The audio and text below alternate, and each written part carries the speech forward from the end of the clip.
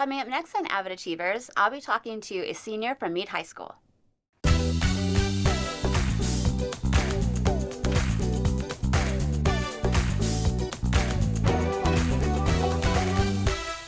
Hello, I'm Jennifer, the host of Avid Achievers, and today I have Natalie from Meade High School joining me. Natalie, thanks so much for joining me today. Thank you so much. I'm so happy to be here. Now, you are about to graduate in a couple of months. How do you feel about that? Oh, I'm so nervous, but I'm also really excited.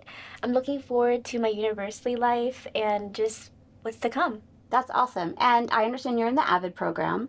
How long have you been in the AVID program? I've been in the AVID program for 7 years since I was in 6th grade. Wow, that's a really long time. Do you remember what first got you interested in joining this elective?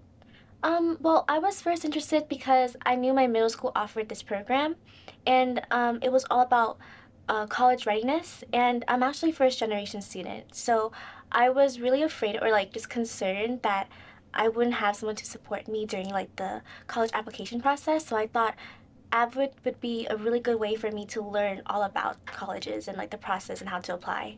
So even in middle school, you were thinking about colleges?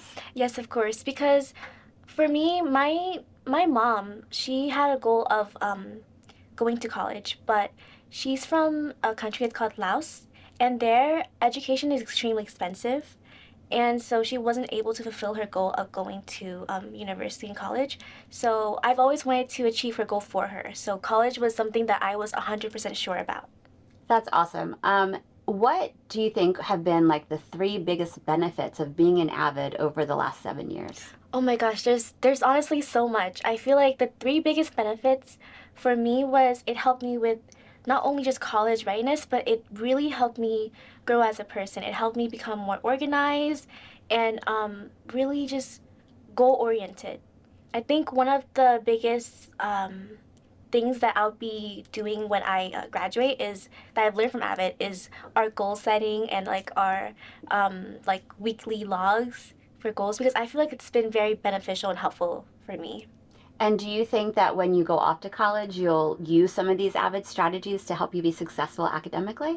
Of course, like Cornell notes, all of the AVID strategies I've learned, I still use in my classes like every day, and I feel like I'll definitely use it in college as well. So you don't just use the AVID strategies in AVID class, but you use them in all of your other classes? Yes, so I take a lot of IB and AP classes, so it's a lot of note-taking, a lot of information at once. I feel like Cornell notes really help me, especially during exam season. They help me memorize like important information, and I feel that's going to be especially useful when I get to college as well. Okay, and for our viewers at home that may not know what Cornell Notes is, what is that?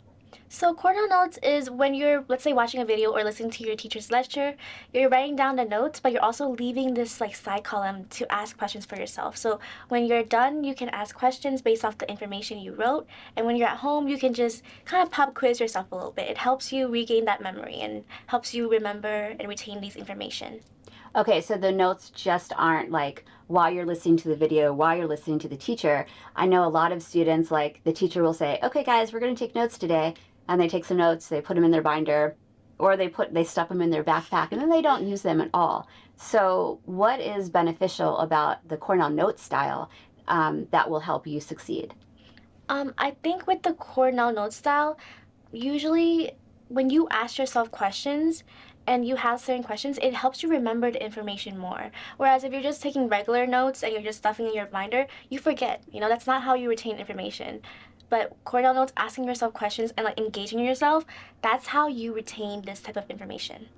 And you mentioned you take IB and AP classes? Yep. So you must have had a hefty schedule. Definitely. What has been one of the most challenging yet interesting classes you've had in high school? Let's see, I think my IB chemistry class. Chemistry, well, for a while I thought of becoming a STEM major. So I really was set on doing chemistry. And it was really hard. It was a lot of information. It was math heavy, but it was also you have to explain. And I am definitely an English person. I struggle with math. So memorizing the formulas, memorizing how like each of the elements work together, it was very difficult for me.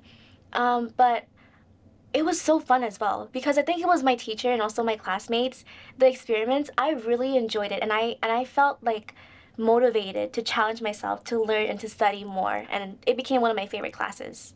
Wow, chemistry is one of your favorite classes. That's something you don't hear every day, but that's awesome. Good for you. So you have, a really good academic schedule, but naturally, it's good to have like a balance. Do you do anything for fun? Are you involved in any clubs or sports?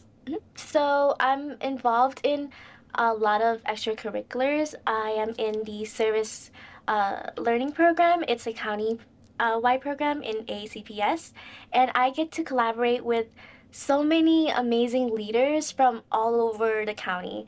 And we meet usually once a month to plan community service opportunities for everyone. So the most recent one we had, it was a dental hygiene drive, and we called it Spreading Smiles. And basically, we collected like toothbrushes, floss from all over the county, and we made little kits and distributed to impoverished communities.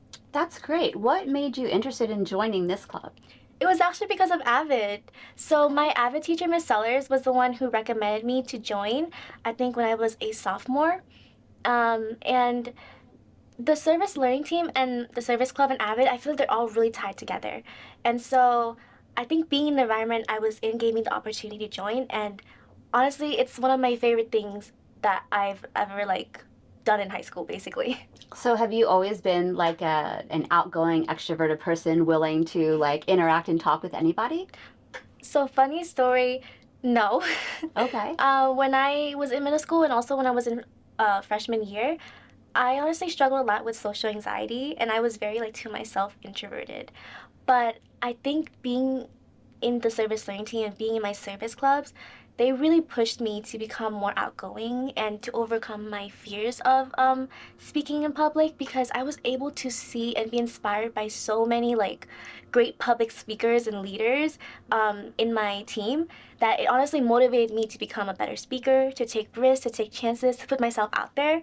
And I think I've grown so much as a person, and I've become like a really great communicator because of it. That's wonderful to hear.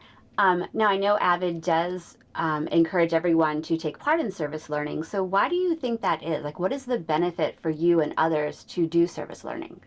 Honestly, I know a lot of people that start service learning because it's like a graduation requirement, but it's honestly so much more than that.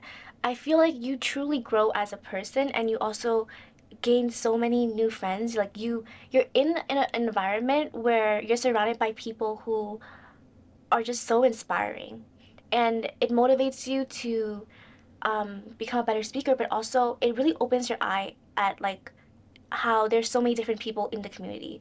We learn about what people are facing, poverty, food insecurity, all that stuff. And one, it makes you grateful for your own situation, but also I feel like you really learn empathy, like from seeing it firsthand, from being able to help them, from being able to talk to them. This is the type of thing where I feel like it really helps you grow as a person and really builds your character. How did you, like I know you said did your AVID teacher suggest this to you or just suggest service learning in general to you? Like, how did you find out about the countywide one? So she actually recommended me for that position, but I think it was because I showed a lot of interest in like doing service learning in general.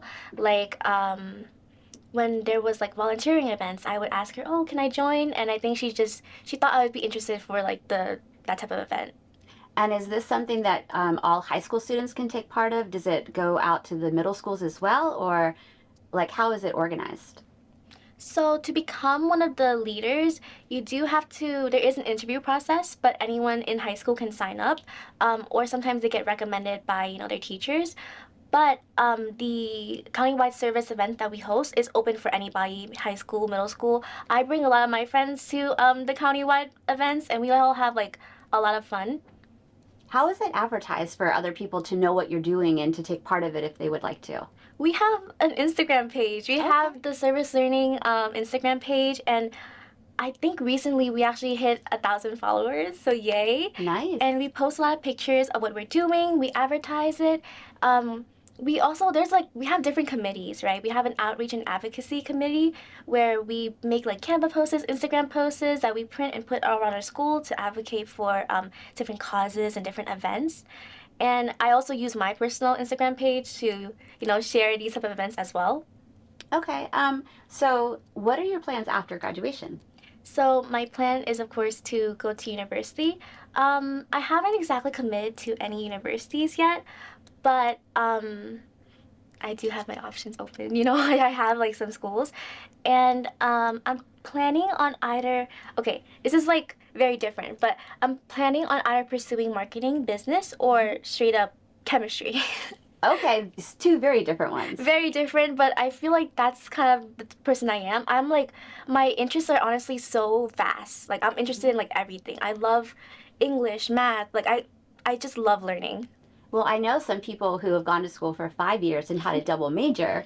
That might be something to consider. Definitely. 2 majors, or like go into school for a year or two, figure out which one you're more passionate about as you get involved in those college classes, and create the other one as a minor. So you're right, you have a lot of different opportunities. Mm-hmm. What schools have you been accepted to that you're thinking about?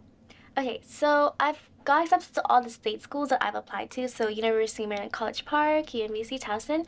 Right now, I'm waiting for Ivy Day. So that's, I think, in March 26th, 28th. But I applied to Brown University, Cornell, and I think UPenn. Just like the ones that I know that have like good business programs, as well as some schools in Boston, just because Boston is an area where I feel really attracted to. And also I have family there, so. Well, that's always nice. Mm-hmm. And have you visited any of these schools? No, I have visited the Boston area. And actually, I'm planning to visit, I think, around my spring break. I'm planning to go around, like, looking at the schools there. So I'm really excited for that. And do you think, in addition to trying to figure out what you're going to major in, do you think you're going to become involved in any extracurricular activities there? Would you like to continue your service learning there? Definitely. I feel like service learning is something I definitely want to do in college.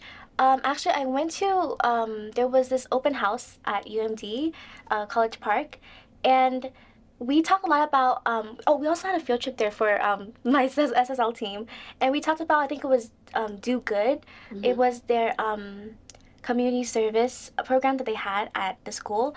I really liked it. Like, talking to the students and like just learning what they're all about. Honestly, I really wanted to like commit to that school right away, but I was like, okay, wait, let's calm down. Like, it was really fun. I really like it, but I was like, okay, let's stay calm, stay focused. Just wait. That's good, because you definitely want to keep all of your options open. Mm-hmm. And Ivy Day is coming up soon, you said? Yep. Okay, so once you figure out like what acceptances you have from there, how are you going to make a decision then? Okay, so something that I really prioritize is financial aid, because for me, I've always had the belief that it doesn't really matter as much like what school you go to, as long as you get the education and the experience. And for me, I don't want to be someone that carries a lot of student debt. So I think it honestly just depends which school gives me the most like aid, and also if I get a full ride, then I'll like commit to that school basically. That's great. And did you go through the Common App, or did you individually apply to each school?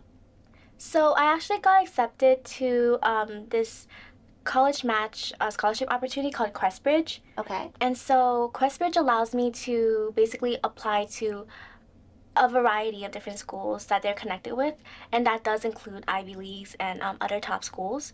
So fortunately, I was able to apply through there. All my fees were waived. I didn't have to pay, so I applied to a lot of schools. That's awesome. And how did you find out about QuestBridge? My AVID teacher as well. She recommended me to it. Okay. Well, Natalie, I wish you the best of luck. I hope you get into the college of your choice, and I would love for you to come back in about a year and tell us all of the fascinating things that you're doing. Of course. Thank you so much for having me. You are welcome. I've really enjoyed talking to you today. Thank you. Me Best too. of luck. Thank you. Thank you so much for joining me today on this episode of Avid Achievers. And remember, don't be afraid to take advantage of all of your opportunities, because you never know where they may lead.